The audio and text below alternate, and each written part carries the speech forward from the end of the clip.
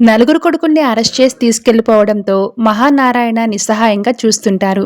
మీరు ఈ ఇంటి పెద్ద దిక్కు కదా, మీరేం చెయ్యలేరా అని మహా అడిగితే నారాయణ వెంటనే సైకిల్ తీసుకుని బయలుదేరుతాడు. దాంతో మహా కూడా ఇంటికి తాళం వేసి వెనకాలే వెళ్తుంది. ఇక నారాయణ డైరెక్ట్గా తాయారు ఇంటికి వెళ్లి పెద్ద గొడవ చేస్తాడు. ఏంట్రా దొంగ కేసు పెట్టి నా కొడుకులను అరెస్ట్ చేయిస్తావా, ఈరోజు మీ ఇంట్లో శవాలు లేవాల్సిందే అంటూ నారాయణ వాళ్ళ మీదకి దూసుకుని వెళ్తాడు. దాంతో తాయారు మధ్యలో దూరి, ఎరా తాగుబోతా, మళ్ళీ మా ఇంటికొచ్చావు, లెక్క సరిపోలేదా, నువ్వు కూడా పోతావా జైలుకి అంటూ రెచ్చగొడుతుంది. నేనే కాదే, ముందు నీ మొగుడు దుబాయ్ ఎలా వెళ్తాడో నేను చూస్తా అంటూ నారాయణ వార్నింగ్ ఇస్తాడు. ఇంతలో మహా అక్కడికి వస్తుంది. ఆగండి, ఏం చేస్తున్నారంటూ నారాయణ్ని ఆపుతుంది.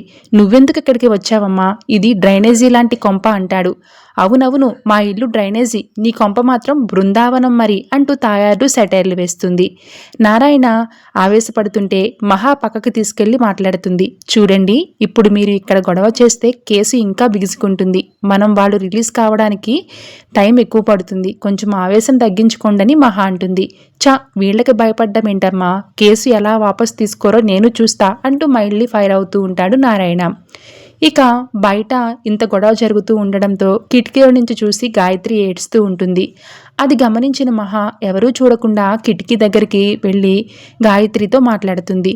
చూడు మహా, నా వల్ల ఇదంతా జరిగింది. నేను అసలు ఇంటికి రాకుండా ఉండాల్సింది. నా వల్ల బావకి ఎన్ని కష్టాలు వచ్చాయని గాయత్రి ఏడుస్తూ ఉంటుంది.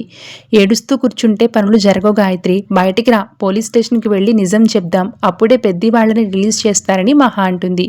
అమ్మో, నేనిప్పుడు రాలేను, నన్ను లాక్ చేశారు అంటుంది.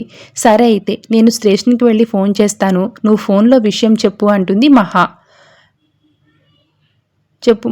మరోవైపు పోలీస్ స్టేషన్లో నలుగురు ఒకరి ముఖాలు ఒకరు చూసుకుంటూ కూర్చుంటారు. ఇక మాధవ వెళ్లి ఎస్ఐతో మాట్లాడతాడు. సార్, ఇందులో మా తప్పేం లేదు సార్, ఆ అమ్మాయి మా అత్త కూతురే. నన్ను వాళ్ళ నాన్న కొట్టడంతో నా తమ్ముళ్ళు ఆవేశపడి ఆయన మీద చేయి చేసుకున్నారు. వాళ్ళెప్పుడూ పోలీస్ స్టేషన్ గడప తొక్కకుండా జాగ్రత్తగా పెంచాను. నన్ను ఒక్కడిని ఉంచి వాళ్ళని పంపించేయండి సార్ అని మాధవ బ్రతిమలాడతాడు. అయినా ఆ అమ్మాయి నీకు ఇవ్వనని చెప్పారంటగా, అయినా ఎందుకు వాళ్ళ ఇంటికి తీసుకుని వెళ్లారని ఎస్ఐ అడుగుతారు. Thanks for watching.